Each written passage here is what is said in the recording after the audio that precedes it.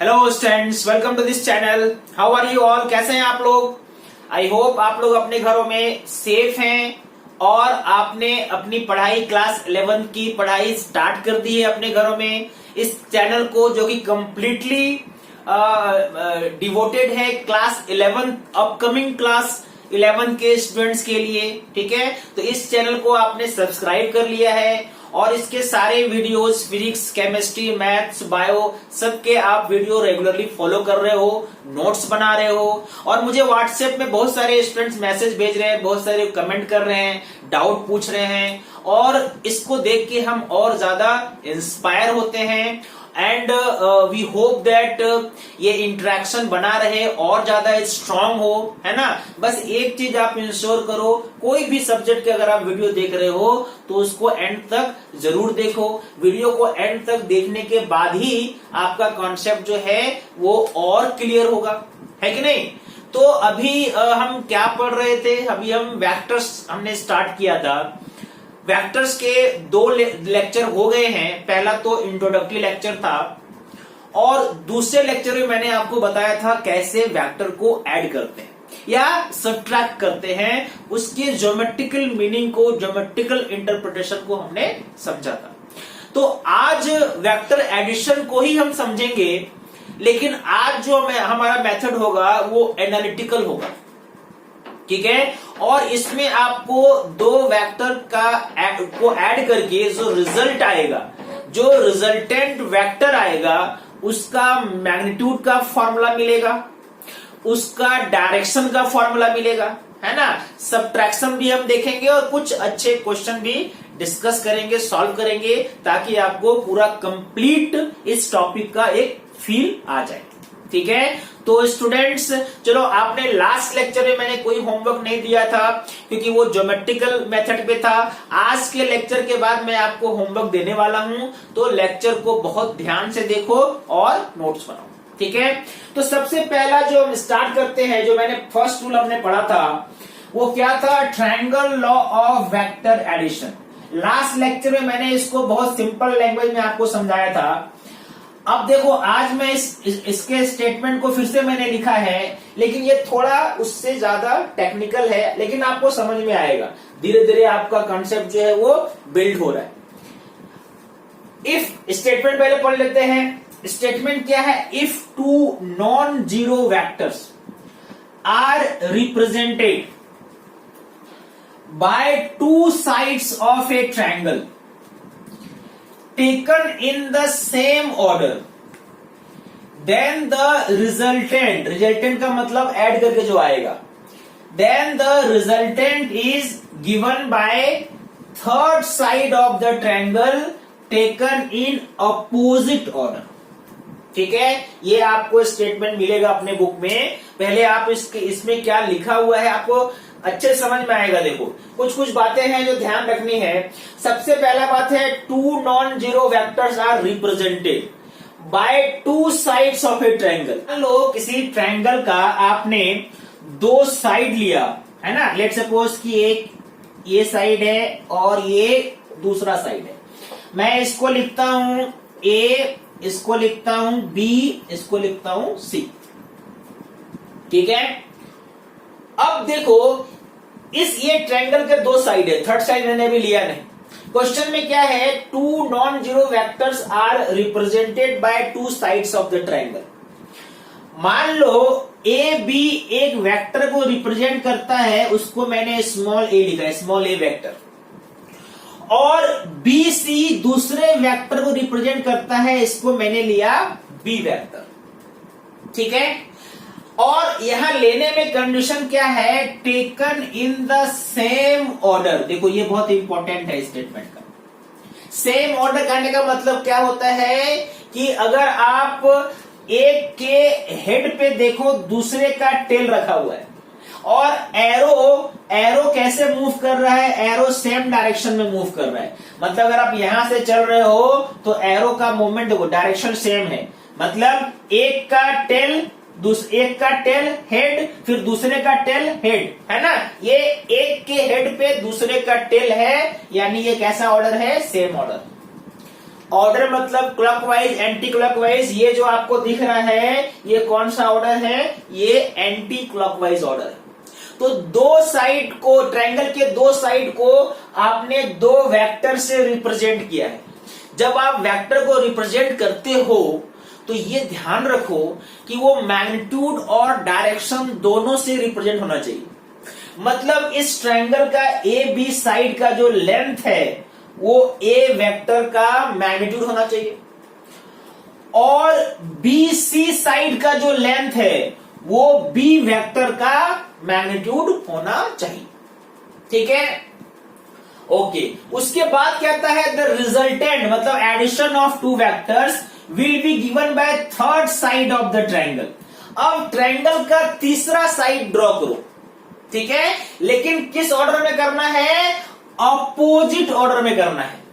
मतलब अब ऐसे नहीं जाना है, अब ऐसे जाना है। मतलब ऑर्डर जो होगा थर्ड साइड का वो ऐसा होगा और ऐसा होने का मतलब है कि टेल यहां पे होगा और जो इसका हेड है वो यहां पे। ठीक है, अब आप देखो, आपको ऑर्डर वाला कॉन्सेप्ट समझ में आ गया। इधर से जब आप जा रहे थे, जब टेल से हेड की तरफ बढ़ रहे थे तो एंटी क्लॉकवाइज, और थर्ड साइड में जब आप टेल से हेड की तरफ बढ़ोगे तो क्लॉकवाइज। ये कैसा ऑर्डर हो गया, अपोजिट ऑर्डर हो गया, है ना। तो ये जो थर्ड साइड है ये इन दोनों का एडिशन वेक्टर होगा। मतलब यहां पे आप लिख सकते हो A vector plus B vector equal to C vector लिख सकते हो, या रिजल्टेंट वेक्टर में आर वेक्टर लिख सकते हैं। ये हमने लास्ट लेक्चर में आपको समझाया था। वहां पे मैंने स्टेटमेंट क्या बोला था कि अगर एक के हेड पे दूसरे का टेल है तो पहले वाले के टेल और दूसरे वाले के हेड को मिला दोगे तो लाइन क्या रिप्रेजेंट करेगा, रिजल्टेंट वेक्टर एडिशन वेक्टर। उसी को मैंने यहाँ पे दूसरे लैंग्वेज में आपको समझाया कि अगर किसी ट्रायंगल के दो साइड को सेम ऑर्डर पे आपने लिया है ना, और वो दो वेक्टर को रिप्रेजेंट करते हैं, तो ट्रायंगल का थर्ड साइड उन दोनों के एडिशन को रिप्रेजेंट करेगा अगर आपने उसको रिवर्स ऑर्डर में, अपोजिट ऑर्डर में ले लिया। ठीक है, अब इसी कॉन्सेप्ट को यूज करेंगे। और आपको मालूम है कि अगर ये रिजल्टेंट वेक्टर है तो इस लाइन का जो लेंथ होगा वो एडिशन का न्यूमेरिकल वैल्यू होगा, मैग्नीट्यूड होगा। तो एडिशन का मैग्नीट्यूड कैसे निकालेंगे या उसका डायरेक्शन कैसे निकालेंगे, अभी हम वही इस लेक्चर में समझेंगे। ठीक है, इसको आप नोट कर लो, ये दूसरा स्टेटमेंट है। ठीक है, उसके बाद देखो मैं डायग्राम ड्रॉ करता हूं फ्रेश और आपको समझाता हूं। तो मैंने अभी क्या बोला, ट्रायंगल लॉ में अगर आपके पास दो वेक्टर है जो ट्रायंगल के दो साइड से रिप्रेजेंट हो रहे हैं, ठीक है, तो इस ट्रायंगल का जो थर्ड साइड होगा, है ना, और उसको आपने रिवर्स ऑर्डर में लिया है। ट्रायंगल का जो थर्ड साइड आपने रिवर्स ऑर्डर में लिया है वो इन दोनों का रिजल्टेंट वेक्टर होगा। तो मान लो कि आपने दो वेक्टर ए वेक्टर और बी वेक्टर को किसी ट्रायंगल से रिप्रेजेंट किया है। मैं ऐसा करता हूं, आपको ट्रायंगल लेता हूं पी क्यू आर।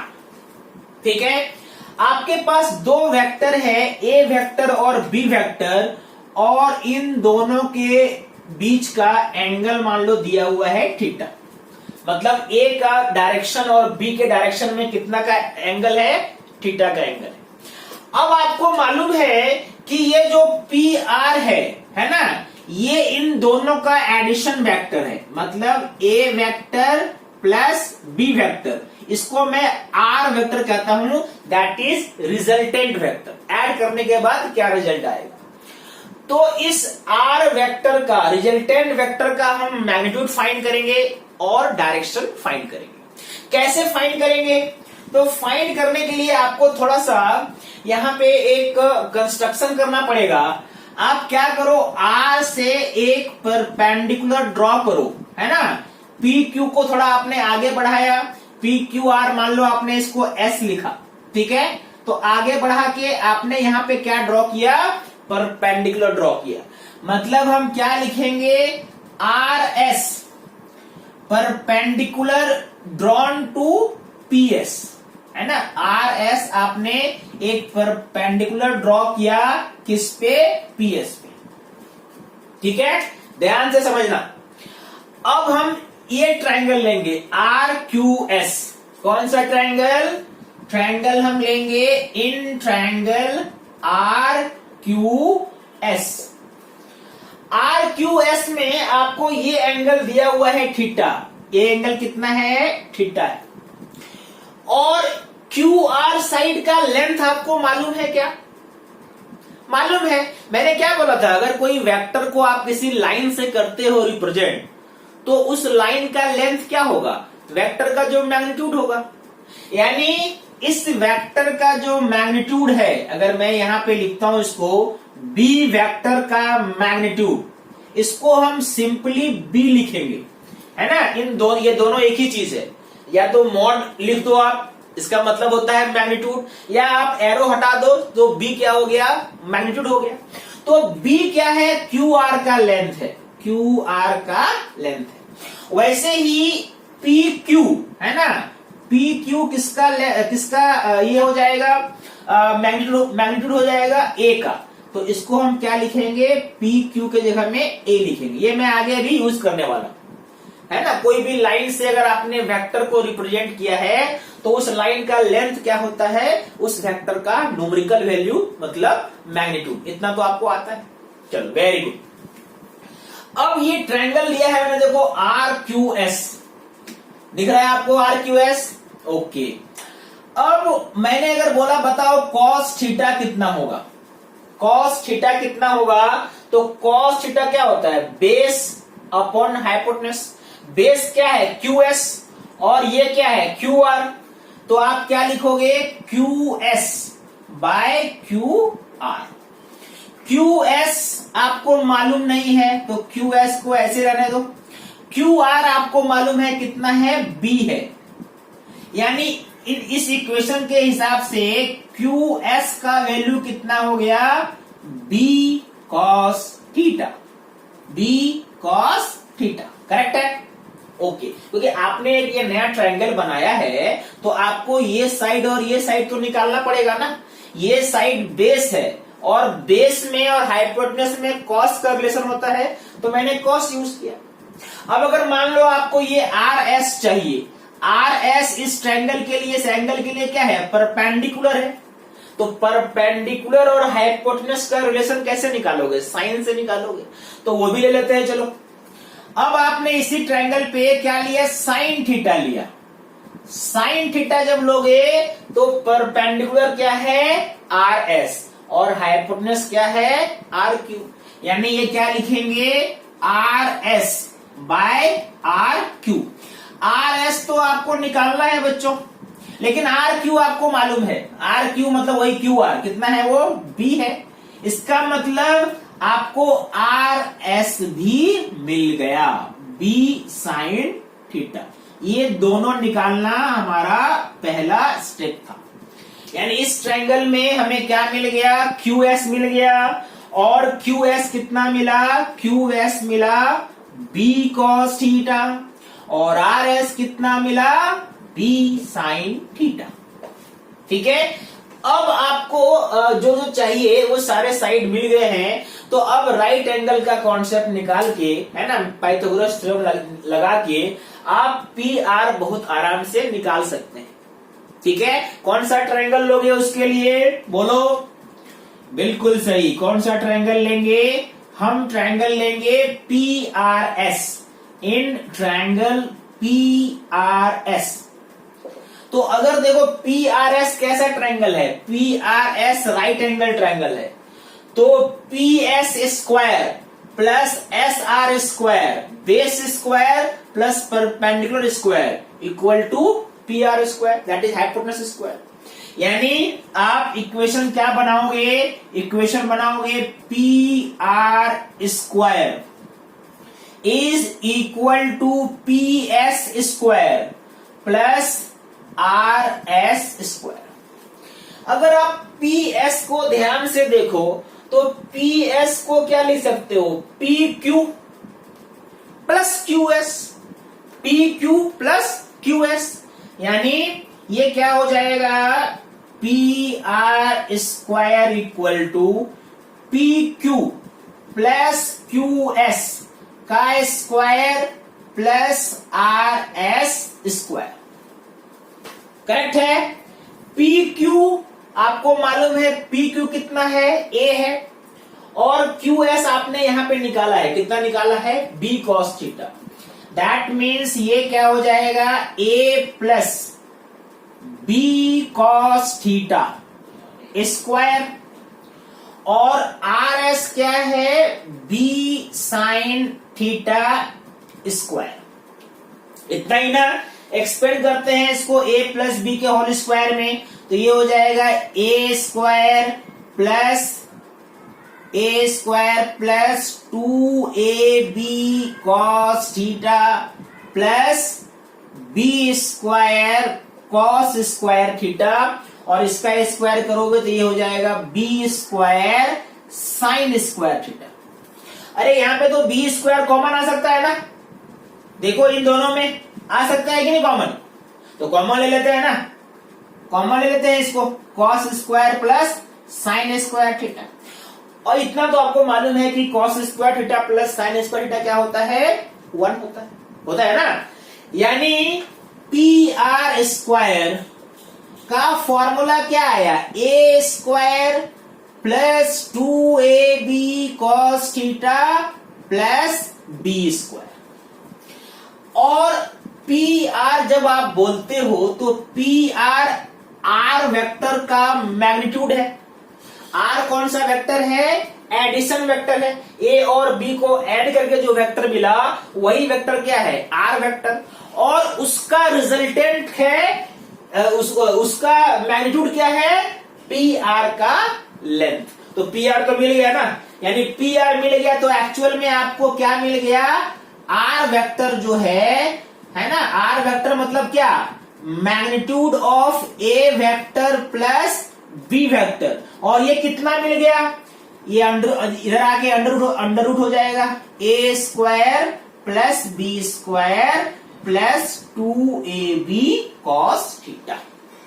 यानी ये पहला फॉर्मूला और बहुत ही इंपॉर्टेंट फॉर्मूला आपको मिल गया। क्या मिल गया कि दो वेक्टर को अगर ऐड करोगे तो जो रिजल्टेंट वेक्टर होगा उसका फॉर्मूला क्या होगा, A square plus B square plus 2ab cos theta. यहां पे आर क्या है, ऐड करके जो आएगा वेक्टर उसका मैग्नीट्यूड, ए क्या है, वेक्टर ए वेक्टर का मैग्नीट्यूड, बी क्या है, बी वेक्टर का मैग्नीट्यूड, और थीटा क्या है, ए और बी के बीच का एंगल। ठीक है, कौन सा एंगल, ए और ये एंगल नहीं लेना है आपको, जिस ऑर्डर में आप जा रहे हो, है ना, हम इस ऑर्डर में जा रहे हैं ना, तो हमारा एंगल भी वैसा ही होना चाहिए। ठीक है, एक्चुअल में एंगल का ही ऑर्डर होता है। आप जब ए से बी जा रहे हो तो आप एंटी क्लॉकवाइज जा रहे हो, तो एंगल भी क्या होना चाहिए, एंटी क्लॉकवाइज। ठीक है, इसलिए हमने इस एंगल को नहीं पकड़ा। अगर ये एंगल लोगे तो ये क्या हो जाएगा, ये क्लॉकवाइज हो जाएगा। लेकिन हम कैसे जा रहे हैं, हम ऐसे जा रहे हैं ना, ऐसे घूम रहे हैं, इसलिए हमारा एंगल भी क्या होगा, एंटी क्लॉकवाइज, और वो एंगल थीटा है। ठीक है, तो आपको क्या मिल गया, आपको एडिशन वेक्टर का मैग्नीट्यूड मिल गया इस फॉर्मूला से। लेकिन आप मुझे बोलोगे कि सर ऐड करने के दो वेक्टर को अगर हम ऐड करेंगे तो जो रिजल्ट आएगा वो भी तो वेक्टर है। अगर वो वेक्टर है तो उसके पास भी मैग्नीट्यूड और डायरेक्शन दोनों होना चाहिए। मैंने क्या निकाला, मैग्नीट्यूड निकाला, व्हाट अबाउट डायरेक्शन। तो चलो थोड़ा डायरेक्शन को एंगल से रिप्रेजेंट करते हैं, कितना एंगल वो बना रहा है। ठीक है, जैसे मान लो इस आर वेक्टर को देखो, ये ए के साथ कितना एंगल बना रहा है, ए के साथ मान लो ये एंगल अल्फा बना रहा है। तो अगर आपने इस अल्फा का वैल्यू निकाल लिया तो वही डायरेक्शन हो जाएगा। हम बता सकते हैं कि इन दोनों का जो रिजल्टेंट है ए के साथ इतना एंगल बना रहा है, ओके डायरेक्शन। यानी एक्चुअल में आपको क्या निकालना है, इस अल्फा का वैल्यू फाइंड करना है। और एंगल निकालने के लिए ट्रिग्नोमेट्रिक रेशियो लेना है आपको।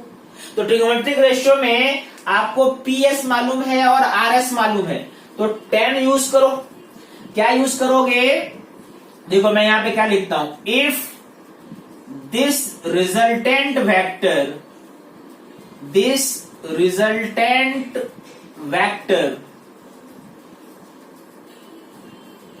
makes an angle theta with a vector। अगर थीटा नहीं, मैंने कौन सा एंगल लिया है, सॉरी अल्फा लिया है, रिजल्टेंट कौन सा एंगल बना रहा है, अल्फा, तो आप लिख सकते हो tan अल्फा।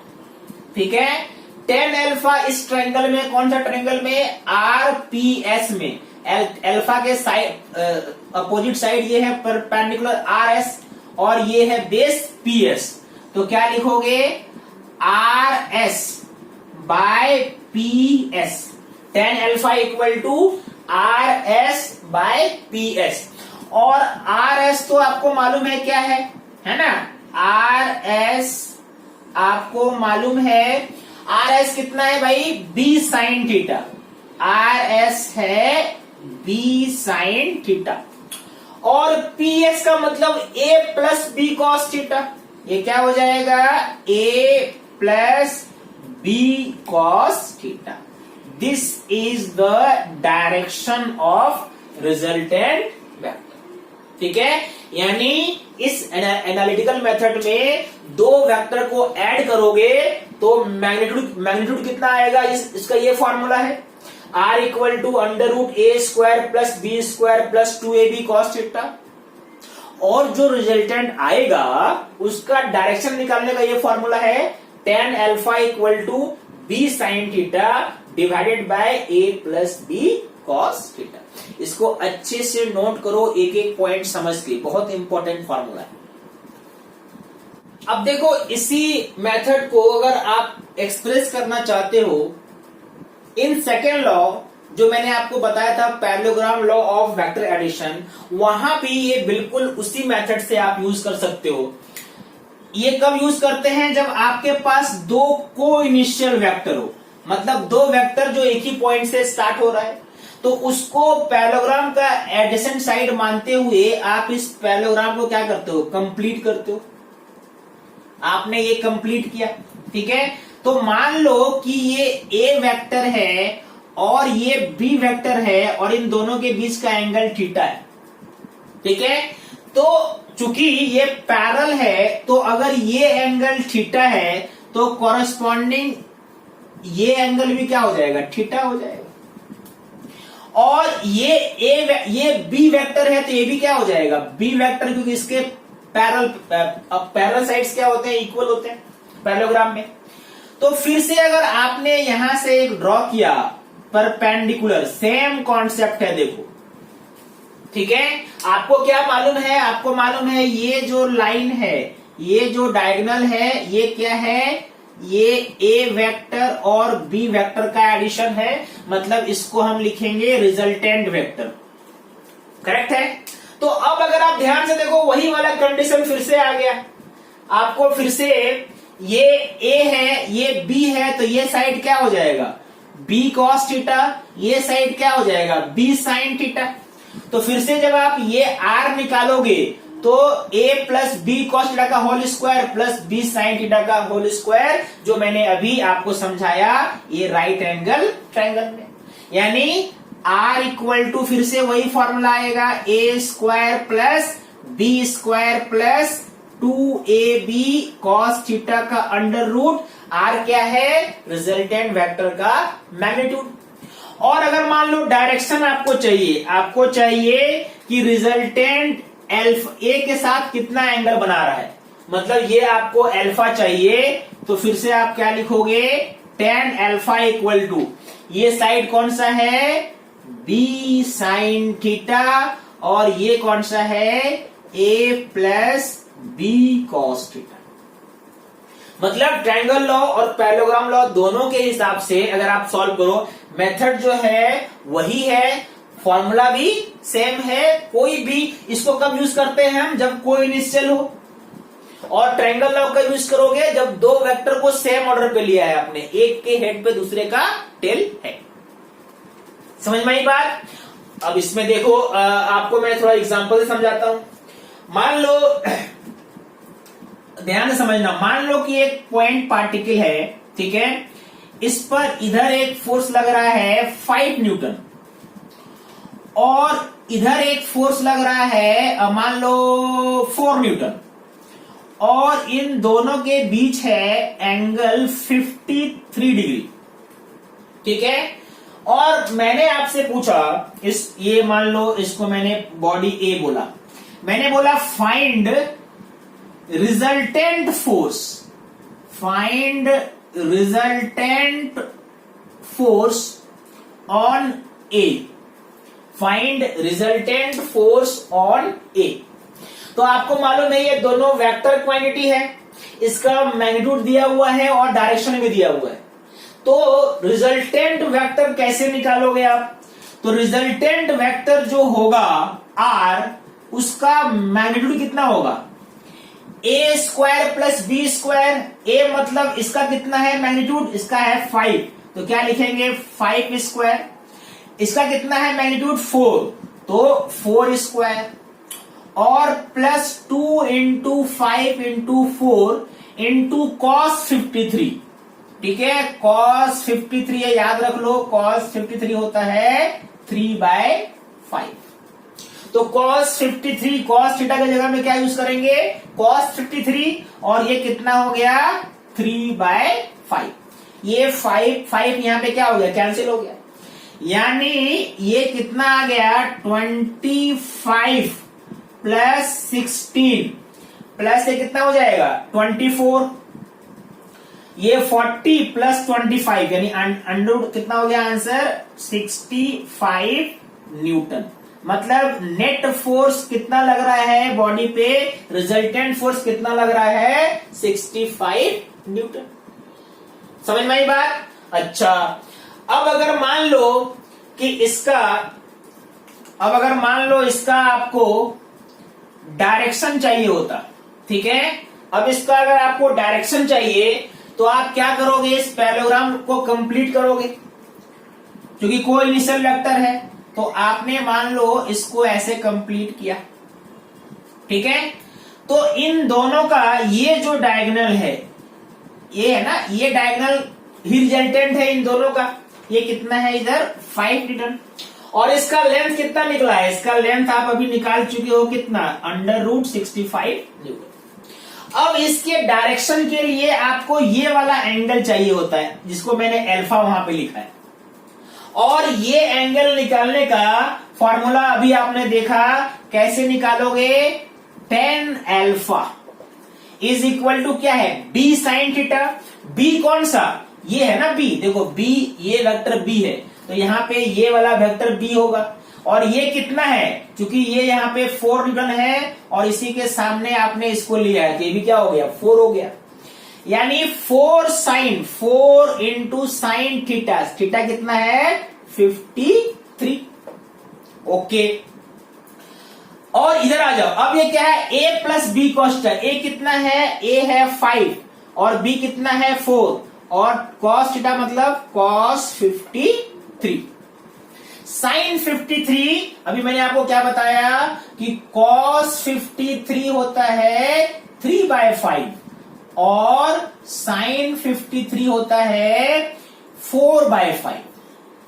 तो अब यहां पे वैल्यू रख दोगे तो 4 इंटू 4/5 प्लस 5 इंटू 4 इंटू 3/5 कितना हो जा रहा है ये? दिस इज 16/5 डिवाइडेड बाय ये कितना हो गया 5 प्लस 12/5 ना, हाँ, दैट मीन्स ये हो गया 25 प्लस 12 37/5, 5 कैंसिल कर दो, दैट मीन्स 16/37। ये आंसर है। एंगल आपको ऐसे ही लिखना है। एंगल का आंसर क्या आया? tan alpha is equal to 16/37। This is direction and this is magnitude of resultant force acting on the body. तो ऐसे कोई भी दो वेक्टर को आप ऐड करके उसका मैग्नीट्यूड और उसका डायरेक्शन निकाल सकते हो। ठीक है, अब चलो देखते हैं कुछ स्पेशल केसेस। स्पेशल केसेस में मान लो कि एंगल दिया हुआ है थीटा इक्वल टू 0 डिग्री, मतलब ए वेक्टर और बी वेक्टर के बीच कोई एंगल नहीं है, मतलब जिधर ये ए वेक्टर है बी वेक्टर भी इधर ही है, this is A vector and this is B vector, ऐसा कंडीशन। ठीक है, तो इस वाले में एंगल क्या है, 0 है। तो ऐसे वेक्टर को जब आप ऐड करोगे तो जो रिजल्टेंट वेक्टर होगा उसका फॉर्मूला क्या हो जाएगा, A square plus B square plus 2ab cos 0 degree. और कॉस 0 कितना होता है, 0 क्यों, क्योंकि दोनों के बीच में कोई एंगल है ही नहीं, सेम डायरेक्शन में है ना, vector in the same direction, इसलिए एंगल क्या लिया मैंने, 0 लिया। कॉस 0 कितना होता है, 1, तो 1 आपको लिखने का जरूरत भी नहीं है, यानी ये कितना हो जाएगा, A square plus B square plus 2ab। Actual में ये होता है A plus B whole square का अंडर रूट, यानी क्या आया, ए प्लस बी। यानी अगर एंगल 0 है तब आप सिंपली मैग्नीट्यूड को ऐड कर सकते हो, है ना। जैसे मान लो एक बॉडी है, इस पर एक फोर्स लग रहा है 2 न्यूटन और एक उसी डायरेक्शन में लग रहा है 4 न्यूटन, तो आप लिख सकते हो नेट फोर्स कितना लग रहा है, 2 + 4 6 न्यूटन। यानी सिंपल ऐड कब कर सकते हैं, जब दोनों वेक्टर सेम डायरेक्शन में हो, स्पेशल केस है। दूसरा हो सकता है कि मान लो थीटा इक्वल टू 180 डिग्री है। 180 डिग्री का मतलब क्या है कि एक वेक्टर ए अगर राइट की तरफ है, दूसरा वेक्टर बी लेफ्ट की तरफ है ऐसे, और ये एंगल कितना है, 180 डिग्री। इस कंडीशन में अगर आप निकालोगे रिजल्टेंट वेक्टर, फॉर्मूला फिर से वही है, A square plus B square plus 2ab cos 180 degree, और कॉस 180 डिग्री होता है -1, कितना होता है, -1, यानी ये कितना हो गया, A square plus B square minus 2ab, और ये करोगे कितना आएगा, a माइनस बी का होल स्क्वायर है, मतलब रिजल्टेंट कितना आया, a माइनस बी। यानी अगर दो वेक्टर अपोजिट डायरेक्शन में हो, जैसे मान लो इसी में इधर लग रहा होता 4 न्यूटन और लेफ्ट की तरफ लग रहा होता 2 न्यूटन, एक राइट की तरफ एक लेफ्ट की तरफ, तो अगर आपसे पूछा जाता कि बताओ नेट फोर्स कितना लगा, तो आप 4 - 2 लिखोगे, 2 न्यूटन, और ये किधर किसको माना है आपने, प्लस माना है आपने, 4 न्यूटन को प्लस माना है, तो 2 न्यूटन किधर लगेगा, टुवर्ड्स राइट, है ना, राइट की तरफ कितना फोर्स लग रहा है, 2 न्यूटन। अगर मैं बोलूं लेफ्ट की तरफ बताओ तो -2 न्यूटन, ठीक है, फिर क्योंकि आप 2 में 4 माइनस करते, तो किसको आप पॉजिटिव लेते हो उस पर भी डिपेंड करता है। मैंने राइट को पॉजिटिव लिया, लेफ्ट को नेगेटिव लिया। तो दो वेक्टर अगर अपोजिट डायरेक्शन में हो तो मैग्नीट्यूड कैसे निकालोगे, माइनस करके। अच्छा, एक और कंडीशन देखो स्पेशल केस का, मान लो थीटा है 90 डिग्री, थीटा क्या है, 90 डिग्री, मतलब एक वेक्टर ऐसा है ए वेक्टर और दूसरा वेक्टर ऐसा है बी वेक्टर, एंगल कितना है, ये एंगल है 90 डिग्री। तो इस वाले में आर क्या होगा, अब आपको मुझे लग रहा है अच्छे से समझ में आ रहा होगा, है ना, बहुत अच्छे से समझ में आएगा और अच्छा फील भी आएगा। बस रेगुलरली फॉलो करो और वीडियो को एंड तक देखो, है ना। cos 90 क्या होता है, 0 होता है, 0 से मल्टीप्लाई करोगे ये वाला टर्म 0 हो जाएगा, मतलब आर का फॉर्मूला क्या आ गया, सिंपली a√a² प्लस b। ये कब यूज करोगे, जब दो वेक्टर के बीच में कितना एंगल हो, 90 डिग्री एंगल हो। मतलब इसी में अगर मान लो कि इस पर मैंने बोला कि एक फोर्स इधर लग रहा है 4 न्यूटन और एक फोर्स ऊपर लग रहा है 2 न्यूटन, तो एंगल कितना बना दिया मैंने, 90। तो इस वाले कंडीशन में अगर आप एफ नेट निकालोगे तो ये क्या आएगा, √4² प्लस 2², यानी कितना हो गया ये 16 + 4 20, मतलब √20। देखो वही दो पेयर है, 2 न्यूटन का और 4 न्यूटन का, लेकिन तीनों अलग अलग कंडीशन में रिजल्टेंट का वैल्यू क्या आया, डिफरेंट आया। यानी रिजल्टेंट निकालने के लिए हर बार आपको यही फॉर्मूला यूज करना पड़ेगा, इसलिए इसको अच्छे से समझना जरूरी है। नोट कर लो आप। अब ये जो मेथड मैंने आपको बताया मैग्नीट्यूड फाइंड करने का, इसको सब्ट्रैक्शन ऑफ वेक्टर में भी यूज कर सकते हैं। अगर मान लो कि आपको A vector minus B vector चाहिए, तो सब्ट्रैक्शन क्या है, एडिशन ही है, addition of A vector and negative of B vector. तो एडिशन का ही लगेगा फॉर्मूला, लेकिन ध्यान क्या रखना है, ए और बी को नहीं ऐड करना है, ए को बी के नेगेटिव से ऐड करना है। यानी अगर मान लो कि ये ए वेक्टर है और ये बी वेक्टर है, और आपसे पूछा गया कि भाई बताओ रिजल्टेंट, मतलब हमें चाहिए ए वेक्टर माइनस बी वेक्टर चाहिए, इसका क्या होगा मैग्नीट्यूड और क्या होगा डायरेक्शन। तो इस कंडीशन में आपको बी का नेगेटिव ड्रॉ करना है, मतलब उतना ही लेंथ का इसके अपोजिट आपने लाइन ड्रॉ किया, है कि नहीं। और फिर अगर आपने ये, चूंकि कोई इनिशियल वेक्टर है, तो आपको क्या करना पड़ेगा, इस पैरेललोग्राम को कंप्लीट करना पड़ेगा। तो अगर आपने ये कंप्लीट किया, ठीक है, अगर आपने ये कंप्लीट किया तो इसका कॉमन पॉइंट से जो डायगोनल होगा, है ना, कॉमन पॉइंट से जो आपने डायगोनल ड्रॉ किया वही क्या होगा, ए वेक्टर, ठीक है, ए वेक्टर माइनस बी वेक्टर होगा। ये मैंने लास्ट लेक्चर में आपको समझाया था। आज मैं आपको बताता हूं, ये अगर इसको मैं लिखता हूं रिजल्टेंट वेक्टर, तो उसका मैग्नीट्यूड आप कैसे निकालें। ये बी वेक्टर है, तो ये कौन सा वेक्टर, इसको लिखोगे आप, इसको लिखोगे माइनस बी वेक्टर, करेक्ट है। ये कौन सा वेक्टर है, माइनस बी वेक्टर। आपने ए और बी का क्या निकाला, आपने ए और बी का रिजल्टेंट फाइंड किया, ठीक है। जरा सा सोच के बताओ, ए और बी के बीच का एंगल कितना है, थीटा। लेकिन आपको ए और बी के बीच का नहीं चाहिए रिजल्टेंट, ए और माइनस बी के बीच का चाहिए रिजल्टेंट।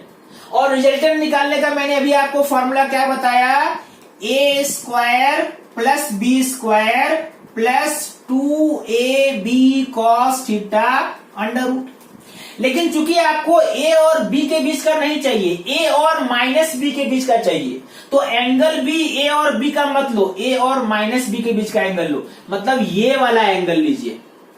और अगर ये एंगल थीटा है तो ये एंगल कितना हो जाएगा, 180 माइनस थीटा। यानी इस फॉर्मूला में बस यही डिफरेंस आएगा, थीटा के जगह में हमको क्या लेना है, 180 माइनस थीटा। और ऐसा क्यों, कि ए और बी के बीच का एंगल नहीं चाहिए, ए और बी के नेगेटिव के बीच का एंगल चाहिए। तो अगर ये एंगल थीटा दिया हुआ है तो ये एंगल कितना होगा, 180 माइनस थीटा। और इतना तो बच्चों आपको मालूम ही है, आपने बेसिक मैथमेटिक्स में पढ़ा है कि cos 180 minus theta equal to minus cos theta होता है। तो अगर ये आपने यहां पे पुट कर दिया, तो ए वेक्टर माइनस बी वेक्टर का जो मैग्नीट्यूड है, जिसको मैं आर लिखता हूं, उसका फॉर्मूला क्या आया, और ये देखो माइनस हो जाएगा, -2ab cos थीटा। एकदम सिंपल याद रखो, प्लस में यहां बीच में प्लस होगा एडिशन में, और सब्ट्रैक्शन में यहां पे क्या होगा, माइनस होगा। अच्छा, डायरेक्शन अगर पूछे तो, मान लो आपसे पूछा जाता कि रिजल्टेंट का बताओ डायरेक्शन, मतलब रिजल्टेंट जो है ए के साथ कितना एंगल बनाता है। तो फिर से रिजल्टेंट का डायरेक्शन का फॉर्मूला क्या होता है, tan theta is equal to, क्या लिखते हो आप, b sin theta divided by, b sin theta divided by a plus b cos theta. इस फॉर्मूला में क्या चेंज करना होगा, बिल्कुल सही, थीटा की जगह क्या लिखना होगा, 180 माइनस थीटा। तो वही आंसर आ जाएगा, इसका डायरेक्शन आ जाएगा 180 माइनस थीटा, क्योंकि यही एंगल है ए और माइनस बी के बीच। कॉस 180 माइनस थीटा क्या होता है? Minus cos theta. अच्छा, साइन देखो सेकेंड क्वाड्रेंट में पॉजिटिव रहता है, इसीलिए साइन 180 माइनस थीटा क्या होगा? साइन थीटा ही होगा। यानी ये फॉर्मूला, ये चूंकि टेन अल्फा है ना, ये हाँ टेन अल्फा है, मैंने टेन थीटा लिख दिया था उतना, हाँ टेन अल्फा। तो यानी टेन अल्फा इक्वल टू ये क्या हो गया? B sine theta divided by, ये देखो ये माइनस हो जाएगा, मतलब A minus B cos theta. This is the direction of subtraction vector of A minus B, यानी जो रिजल्ट आएगा सब्ट्रैक्ट करके उसका ये डायरेक्शन है और उसका ये मैग्नीट्यूड है। ठीक है, तो एडिशन और सब्ट्रैक्शन का इसको आप अच्छे से रिवाइज करो। नेक्स्ट लेक्चर में मैं कुछ न्यूमेरिकल सॉल्व करूंगा एडिशन और सब्ट्रैक्शन में, ताकि और अच्छे से इसका आपको प्रैक्टिस हो जाए। ठीक है, ओके बच्चों, thank you for watching this video.